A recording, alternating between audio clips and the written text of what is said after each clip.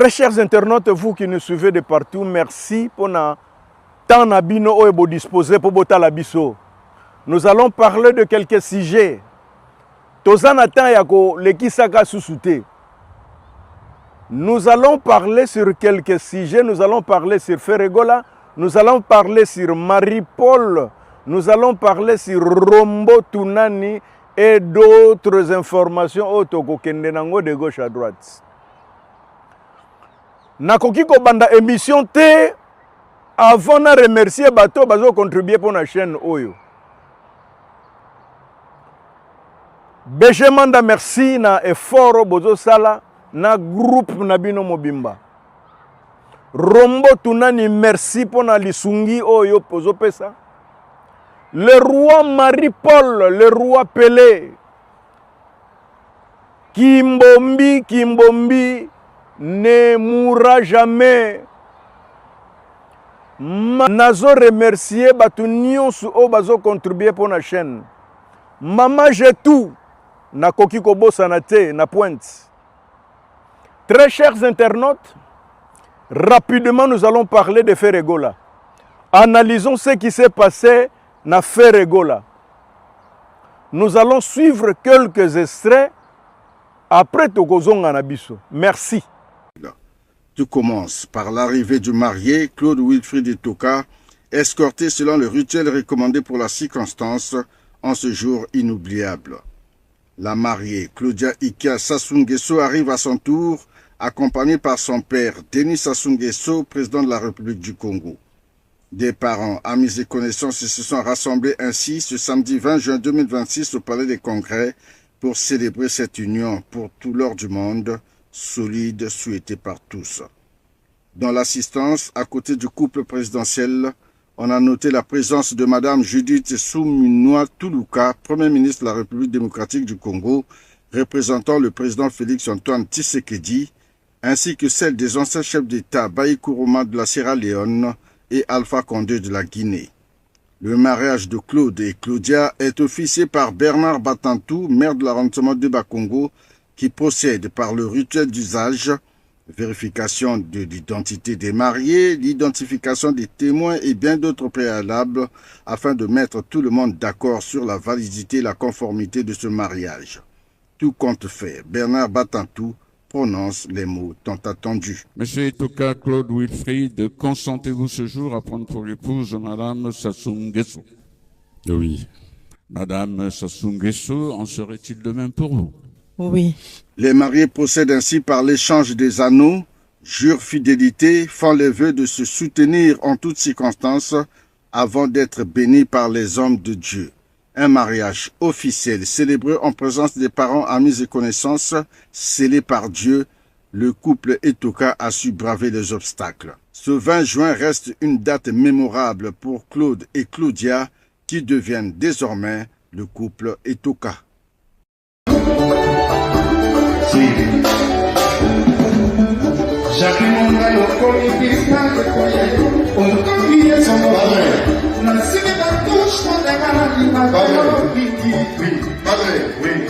Son Excellence, Monsieur le Président de la République arrive, avec Madame le Premier ministre de la RDC, le couple Etoka et d'autres invités qui vont arriver sur la piste. Au rythme de ton titre.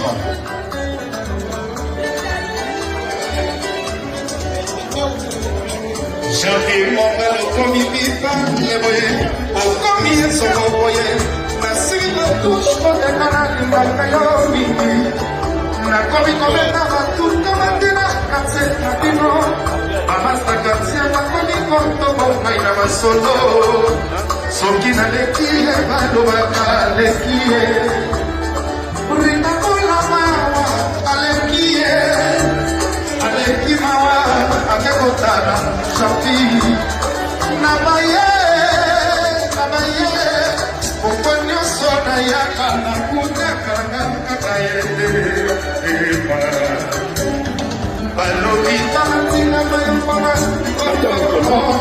balobi kanatina mayopona, koko sopi. Loba yoko ni demonsi, soba na kome.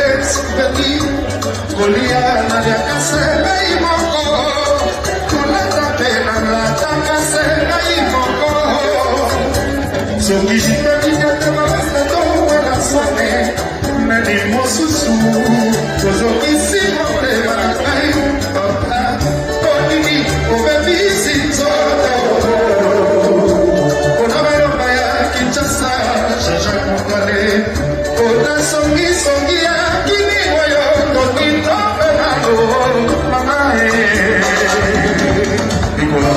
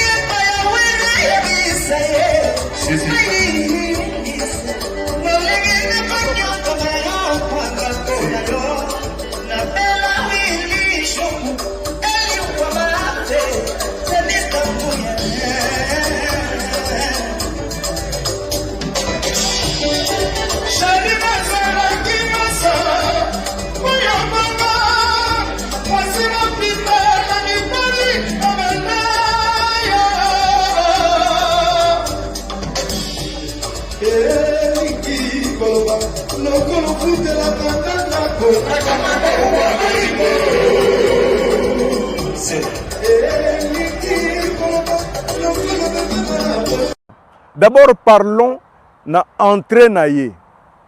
Ferregola n'était pas seul na Congo-Brazzaville, ils étaient partis na leader ya ba chrétien soutien Moïse Mbiye.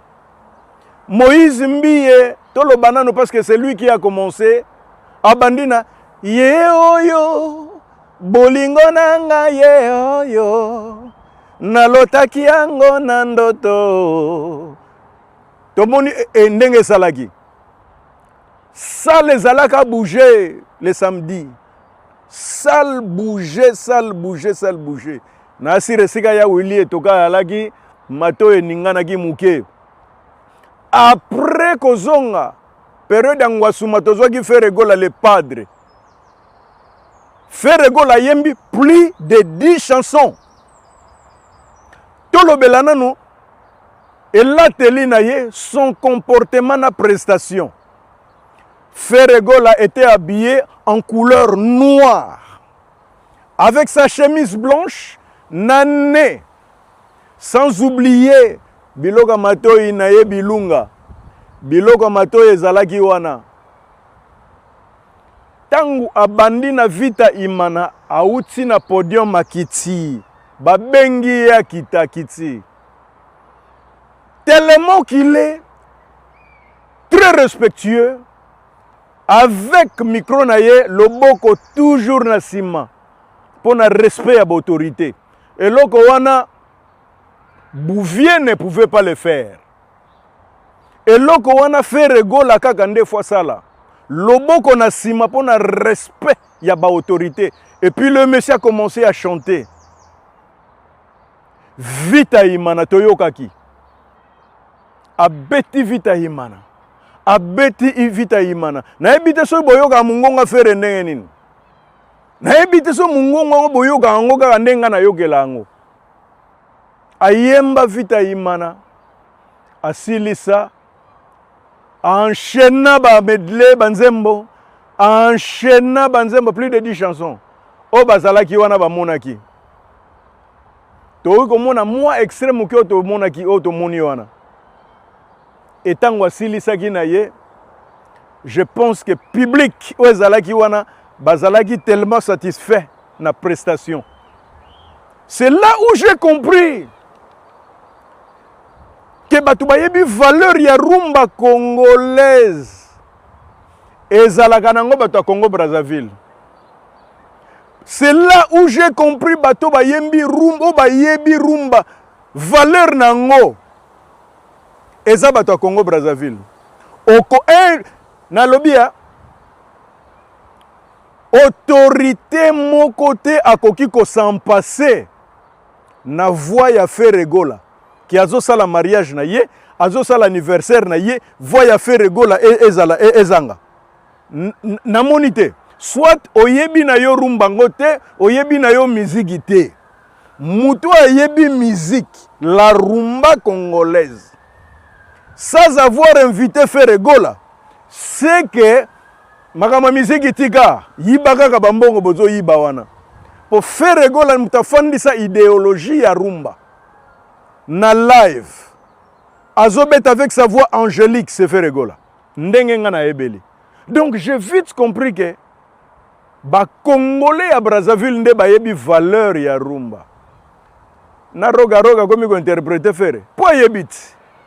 Si on a place wana roga roga iserta ya yo yangoyo limbisa ko siligate to chata kombo na yo na minute wana roga roga na evite so ka invité pona namoni opete soko fandaki na kito zo la nango live na evite soki batu bazaki na kati bazotindelo ba image tolinga ko trop roga roga changer de camp.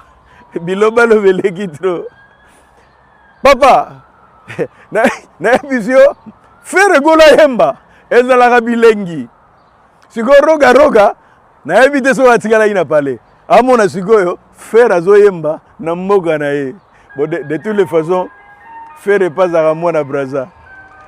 Azana kin azape na Brazza zuwa ezalate. Mais o babenga ngo Fimbu ya kekele.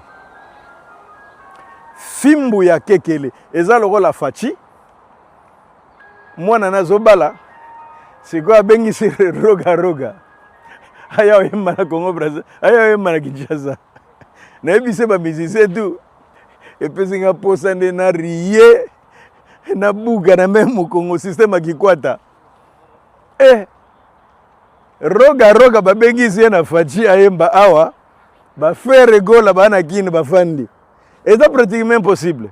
Mais j'ai vite compris que ezali kambo litoi, ezali kambo mungongo, ezali kambo ya être amoureux. Yeloko moko mutazo sala. Donc wana nazoloba le président de la République Papa Sassou mwana mebara. Yayo yangoyo papa iserta. Donc Ferregola a beti concert, a niati, a lavé banzungu tout, a fini ki mufinuku, pe a zongi Kinshasa. Alors félicitations na ba marié pap ya Willy Etoka félicitations. Et logo tolingaki yangwana boyebi penza valeur ya rumba congolaise et puis boyebi nani oya fandi sa rumba congolaise. Alors to changer de ce mususu to kotina Roi Pelé Marie-Paul yokanga na musika album ezobima ba mélomane ya bonne musique mutu nyonso tu oya lingaka musique congolaise ke liboso musique oya ba tricherité mais musique congolaise pure tozana tamingi ya kolobaka te musique congolaise pure bato balingaka ngo na ba plateforme se bandaki déjà bokota Roi Pelé bo supporter baza ba artiste na biso ya mboka a contribuer trop a sala trop na ndule oyo bo contribuer po kende liboso po bete la biso ba inspiration oyo bomba minano nano bimité to koti na rombo tunani nazo tia moi extrait na ye na rombo tunani roboyo kayango comme ça biso tokozonga je veux kabesa soki na ye bakina kozala pauvre boye nalingaki kobala te onga nalingaki kobota te na mokilo yo basalaka konkure ya barishe mokolo nini bakosala konkure ya biso bapauvre nabima moto ya yambo nazwa talifu te na ye mpase Vambe pape mema mokili nokinoki ebongo natala ndenge nakosuka ngai nazalaki na elikia nakozwa mwa mbongo namoni nakomi mokolo kimobanga ekomi kolata nzoto na ngai tunani na l'an 2009 rombo tunani na l'an 2009 alaki muto bando transformer ba mituka akota masolo tina l'an 2020 afandisi na nombrusu siko ya zozonga. Je pense que to moni clip ya rombo tunani nazo senga album ezobi makala mingi te bazo travailler na bamboka li ya bango tuna yoka ki bor na ebisio on dirait Victoria on dirait Viva na ebi kutunde na ko expliquer ngote batu nyonso balingaka ye to soutenir artiste po eloko ezobima amona ke to soutenir ye ndenge nalobaka kaka kolala kolamuka eza habitude te nzamba lola asala biso bien nzambe ya lola asala biso bien nabosanaki happy Father's Day bonne fête ya bapapa nyonso bana o basuete bapapa na bango te botelema bokende suete bango bana oyo bazana kidiba bokende ko suete bango happy Father's Day bonne fête ya bapapa eza lelo ba mama bonne fête ya bapapa eza lelo iserta tosuki wana allez au revoir.